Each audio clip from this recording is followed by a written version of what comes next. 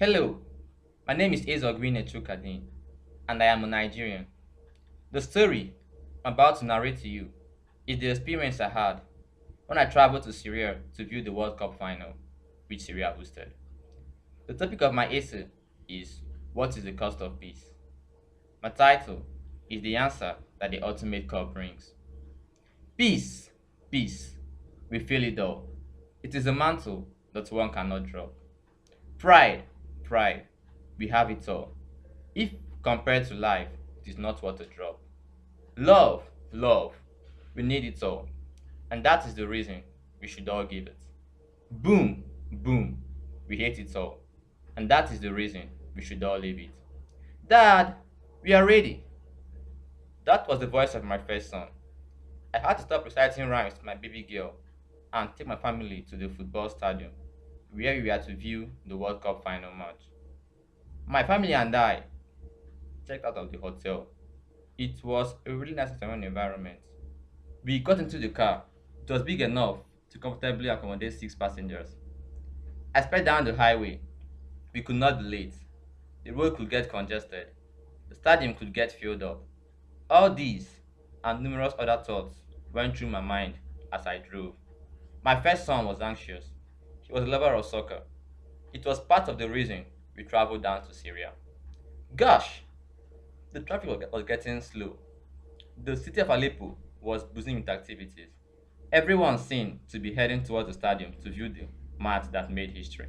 Yeah, it was Nigeria against Syria, the match we are all aware of. As I drove by, I observed the faces the pedestrians were joyful and at the same time tensed. As expected, the bus stops were crowded. Everyone was waiting for the next commuter bus. Most of the pedestrians waved eagerly at the vehicles they felt were heading to the stadium. The aura was so great that I pulled up, picked up 2 pedestrians, and continued with the journey. Finally, we got to the stadium. There were more than a million people present. We were allowed to sit as we desired. Oh, I remember. We peacefully scuffled for seats. My son sat 2 rows from me. My wife and daughter sat even further. That really did not matter. That we were at the World Cup final compensated for my company they needed. The first half of the match was a dogged one. What else would one have expected from a World Cup final match? It was halftime. I needed to do something to keep myself occupied. My eyes began to wander. I looked to my left and noticed that the man dead beside me was a Syrian I had given a free ride on my way to the stadium. Hello, I greeted. Hello, he replied. Thank you once again for the free ride. I was glad he could speak English, and even more glad that he was thankful. Thirsty, I picked up my water bottle to drink from it, the mean scorching sun smiling at me. You must be anxious, he said. Yeah, everyone is, I replied. As I dropped my bottle, my eyes fell on his legs. I noticed that one of them was deformed. An iron must have been used to support his bones. He must have a long story, I thought. I did not deem it polite to question him on his legs. I therefore kept mute and watched the ongoing halftime show review. I am so glad today, the man beside me soliloquized. It was a little loud that I could hear it. We all are, I replied, soliloquizing too, maybe a little louder. He turned to me almost abruptly and said, I am really proud of my country. Being happy on hearing such patriotic statements, I smiled at him and said, the world really needs people like you. He blushed at the statement. The young man continued, you see, when I was younger, I had a lot of New Year's wishes. It seemed to me that they would never be actualized, but really had horrible experiences during those years we were at war. Would you mind taking a look at my leg? He asked. I had seen them before, but this time I could not see them clearly. My eyes were wet with tears. I got this injury when the bomb exploded in my school, he continued. Several students lost their lives, and several too were injured. I am really blessed and lucky to be one of those who were rescued.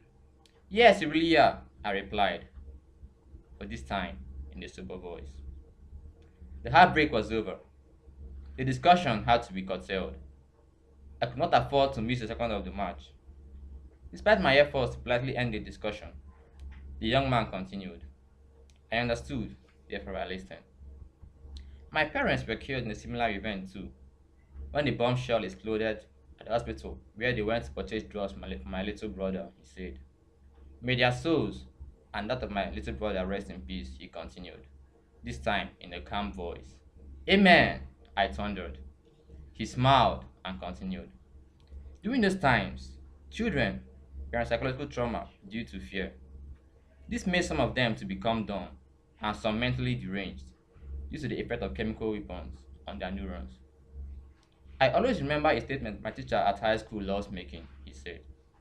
He often told us that this world's anguish is no different from the love we insist on holding back. I really miss him, he said. He was such a great teacher. He was one of the people that died in the bomb blast which occurred in my school. It was only after the incident that I really understood what he meant. We were really engrossed in the discussion that I missed a great part of the game. As the discussion progressed, I recalled a thought-provoking question I had once come across on the internet. I then threw the question at him, as he had experienced times of peace and war. The answer he gave me was simple. Peace is priceless.